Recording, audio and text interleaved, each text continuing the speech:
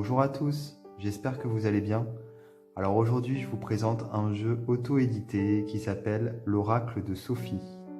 Alors vous devez vous demander, mais qu'est-ce qu'il y a sur la table, puisqu'il y a plein de choses disposées sur cette table. Alors dans le centre, bien entendu, on a la pochette qui contient le jeu, mais j'ai reçu également une petite carte super sympa. Donc c'est la carte de Sophie Angel, la créatrice du jeu.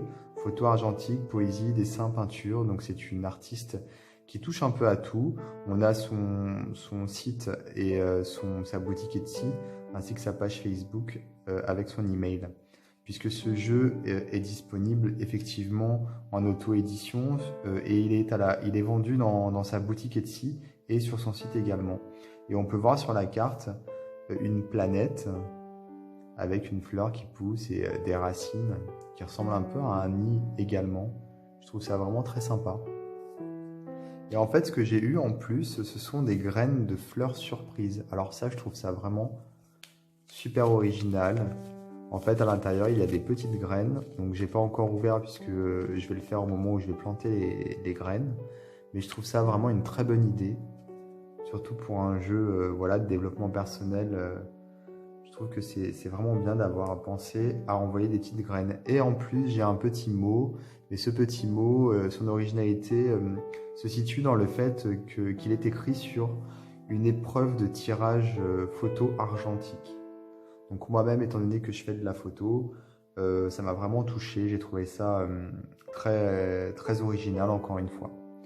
Alors, je vais vous montrer le jeu. Moi, je suis fan absolu de ce jeu. Il est absolument magnifique. J'aime beaucoup le côté artisanal avec cette pochette. Je trouve qu'il y a un côté très artistique dans l'ensemble du jeu, que ce soit le packaging, que ce soit les petits cadeaux dont je viens de parler. Vraiment, il sort complètement du commun et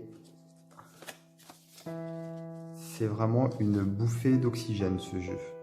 Alors tout d'abord, on a une petite carte avec 3 méthodes de tirage. Et ensuite, nous avons les cartes. Alors ce sont des grandes cartes, comme vous pouvez le voir, format carte postale finalement, et elles sont magnifiques. Elles ont un effet irisé. Je ne sais pas si on nous voit, mais je pense que oui. Alors j'avais jamais vu de cartes, des cartes de développement personnel avec cet effet. J'en avais jamais vu. Hein. C'est vraiment très très beau. L'arrière c'est pareil, il a un effet métallisé, irisé. Et encore une fois, vous voyez à l'arrière, ça a été écrit à la main, ça fait très artisanal, ça fait très authentique. J'aime également beaucoup le style ancien avec la machine à écrire, la police machine à écrire, vous savez, avec les espaces qui ne sont pas toujours de la même taille, les points qui sont quelquefois un peu plus gros, les accents qui ressortent. Ça donne encore une fois un côté vraiment authentique. Alors, c'est un jeu qui est plutôt basé sur le développement personnel. Il y a des messages sur chaque carte, comme vous pouvez le voir. Ce sont des messages très poétiques. Moi, ce qui me touche énormément dans ce jeu, c'est vraiment l'authenticité et les couleurs. Vraiment, elles sont splendides. C'est métallisé et c'est très très doux au niveau des couleurs, au niveau de la texture en fait. Alors pas la texture lorsqu'on touche le jeu, bien qu'il soit doux également, hein, parce qu'il est vraiment très très lisse. Mais on sent qu'il y a une texture au niveau de l'œuvre originale qui est très douce également. Là par exemple, cette carte s'appelle Malédiction ou Protection. De quel côté regardes-tu la situation ? Ton point de vue peut tout changer. Tu peux être un phare ou un voile noir. Tu peux attirer tes guides ou tes démons. Il suffit parfois de seulement décaler son regard. Donc c'est très joli, c'est poétique. Le chant de l'obsidienne. Pierre d'ancrage et de vérité, tu dois regarder la vérité en face, quoi qu'il en coûte. Alors l'obsidienne, c'est une de mes pierres préférées. C'est une pierre que je trouve particulièrement puissante et c'est d'ailleurs l'une des seules pierres, lorsque je touche une obsidienne, je ressens des fourmillements, des vibrations. C'est une pierre de lave, puisque c'est une lave, l'obsidienne c'est de la lave qui s'est refroidi à une certaine vitesse, une certaine température, et c'est pour ça que ça a créé cette pierre de cette couleur et de cet aspect. Et moi, je suis un signe de feu, je suis particulièrement sensible à l'élément feu, donc je pense que c'est pour ça. Donc en fait, d'avoir cette carte d'obsidienne en plus dans ce jeu, encore une fois, c'est quelque chose qui me parle beaucoup. Alors je vous entends déjà râler, parce que c'est vrai que j'ai beaucoup de plaintes au niveau des personnes qui me suivent. Ce sont des plaintes amicales, bien entendu. C'est parce qu'en fait, voilà, à force de vous présenter des jeux magnifiques, vous êtes, vous êtes tenté à les acheter et donc vous vous retrouvez ruiné à cause de moi. Donc voilà ce que j'entends. Mais je vous entends déjà penser ça pendant que vous regardez cette vidéo. Mais vraiment, ce jeu, il est splendide. Il vaut vraiment l'achat, quoi. C'est un jeu, il me touche vraiment et on sent en plus la générosité et l'authenticité de la créatrice dans les cartes. C'est quelqu'un de très gentil, de très généreux, de très doux et surtout quelqu'un qui n'a pas la grosse tête. Sophie, c'est une personne très simple et très douce. Donc du coup, voilà, on le sent au niveau de son art de toute façon. Alors là, le petit message, c'est: tu es légère comme le vent, laisse-toi porter par les événements, laisse-toi glisser, tu flottes sans poids, ressens la joie et l'énergie de la vie. Donc c'est une feuille, donc c'est pour ça que c'est au féminin.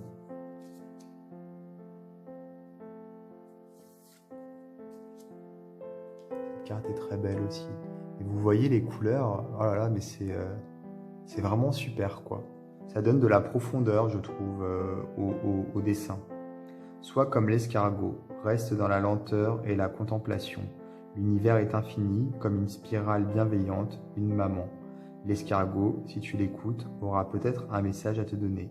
Il peut aussi t'apporter la lumière des chemins qu'il a parcourus. Donc ça, c'est une carte avec un chat, donc voilà. On sait tous que le chat a vraiment un aspect très spirituel. Et d'ailleurs, il est réputé pour être connecté avec l'au-delà. Voici le hibou, symbole de magie et de sorcellerie. Il est le père et la sagesse. Il voit au-delà des choses. Voici la vérité, le temps de l'obsidienne. On parle encore d'obsidienne. Donc voilà, c'est très poétique.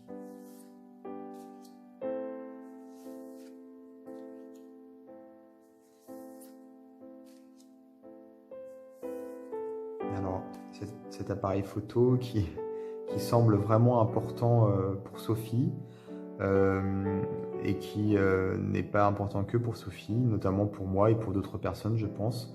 Alors, l'enregistreur de réalité, ne rien perdre de ces moments si précieux. Ils réchaufferont ton cœur et t'apporteront la lumière lorsque ton cœur est sombre. Donc oui, c'est sûr que lorsqu'on est passionné de photos, on a envie de saisir des instants, on a envie d'éterniser, de rendre éternels des moments à travers l'image. Donc cette carte, en fait, nous rappelle, oui, qu'il faut profiter de chaque instant. Effectivement.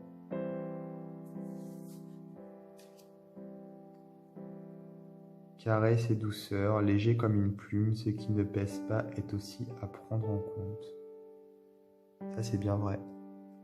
On s'encombre avec ce qui est lourd et ce qui est léger, on a tendance à l'oublier, à le mettre de côté, puisque c'est léger forcément.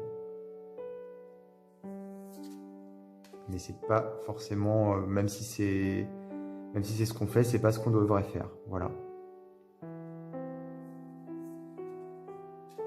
Le mouton, se fondre dans la masse, se cacher.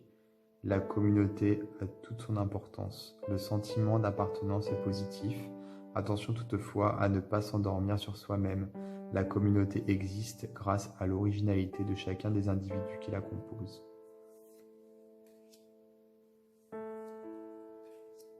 Très belle cloche.